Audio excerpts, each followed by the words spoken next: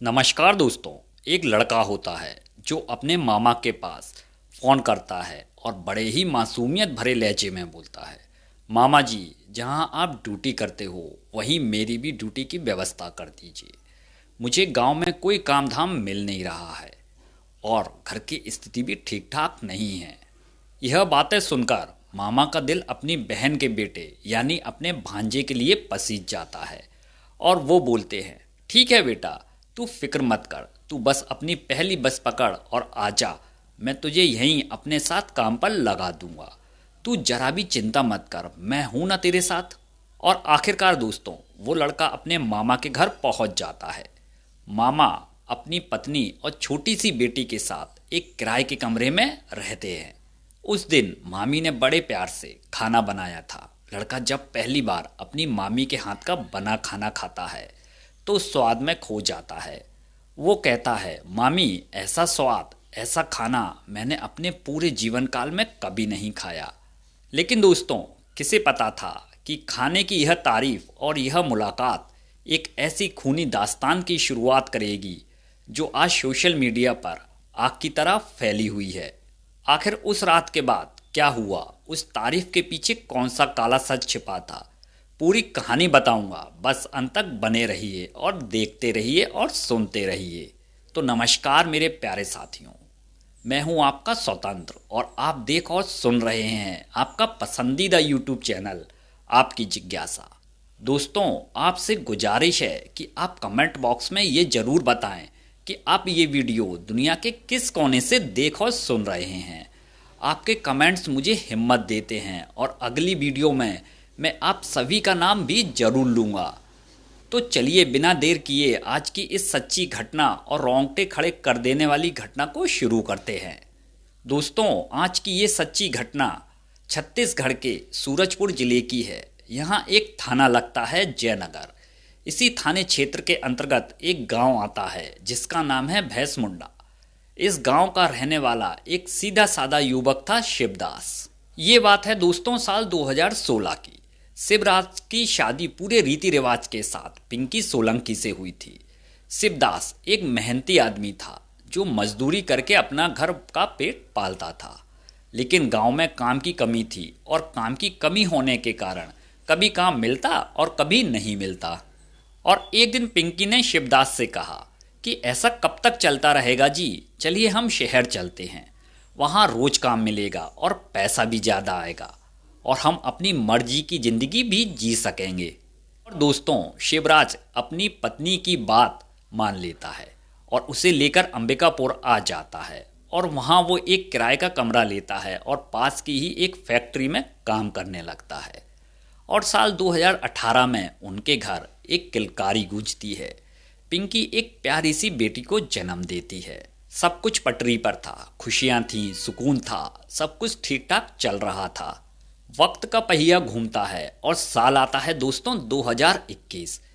यही वो साल था दोस्तों जब इस कहानी का विलेन मतलब शिवदास का सगा भांजा हेमंत इस परिवार में दाखिल होता है।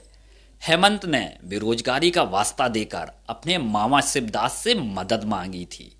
शिवदास ने भी भांजे पर भरोसा किया और उसे अंबिकापुर बुला लिया था। हेमंत जब कमरे पर आया तो पहले ही दिन पिंकी के हाथ के खाने ने उसे दीवाना बना दिया। उसने पिंकी की आंखों में आंखें डालकर कहा, मामी जी, आपके हाथों में तो जादू है।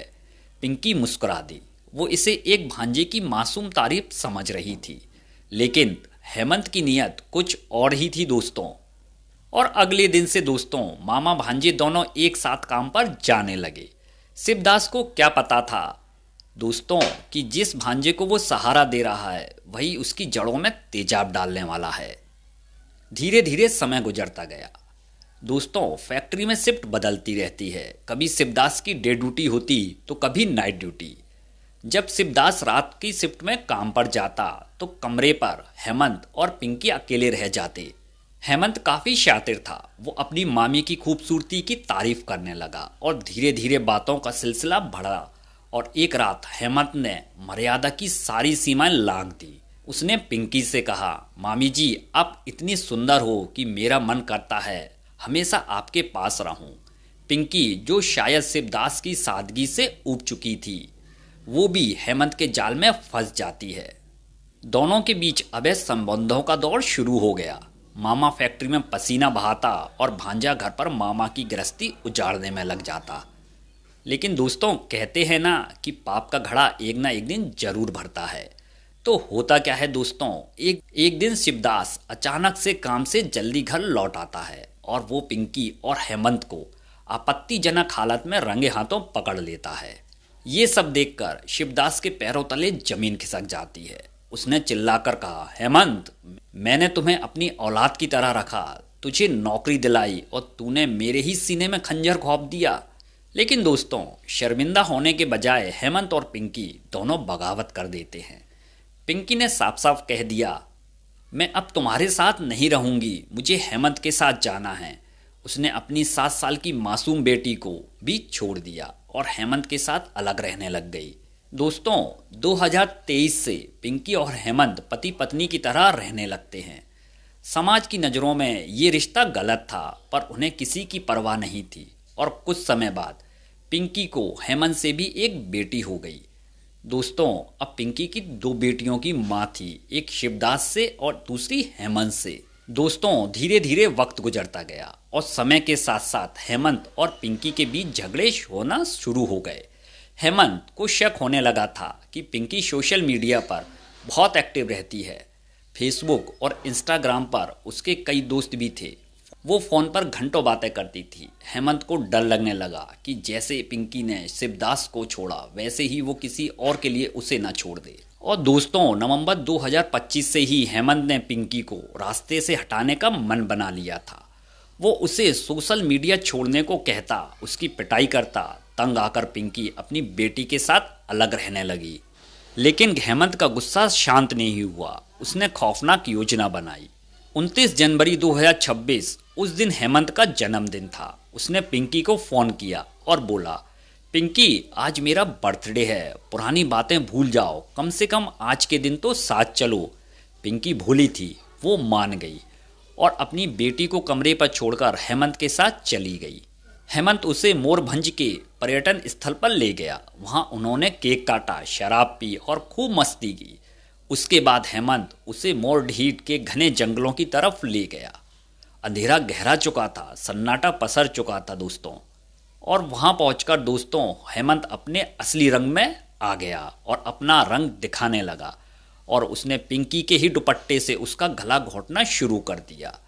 जब पिंकी तड़प तड़प कर शांत हो गई, फिर भी हेमंत को यकीन नहीं हुआ वो मर चुकी है, तो उसने अपनी जेब से एक धारदार चाकू निकाला और पिंकी का गला रेत दिया और लाश को झाड़ियों में फेंककर वो ऐसे गायब हुआ जैसे कुछ हुआ ही ना हो। 30 जनवरी की सुबह ग्रामीणों ने जंगल में एक महिला को लहूलुहान लाश देखी और पुलिस महकमे में हड़कंप मच गया। जयनगर थाना प्रभारी रूपेश कुतल और एडिशनल एसपी युगन टीम के साथ मौके पर पहुंच जाते हैं। सोशल मीडिया पर फोटो वायरल हुई तो पिंकी की बहन रिंकी पाटिल ने लाश की पहचान की। इसने जब कड़ियां जोड़ी तो शक की सुई सबसे पहले हेमंत पर गई। पुलिस ने सबसे पहले हेमंत को उठाया। पहले तो वो दोस्तों मुकरता रहा, लेकिन जब पुलिस ने 3rd डिग्री का इस्तेमाल किया हल्का सा और कॉल डिटेल सामने रखी तो हेमंत टूट गया। उसने अपना जुर्म कबूल कर लिया। और दोस्तों, आज हेमंत सलाखों के पीछे है और पिंकी इस दुनिया से जा चुकी है। लेकिन इस पूरी कहानी में सबसे बड़ा नुकसान उन 2 मासूम बच्चियों का हुआ।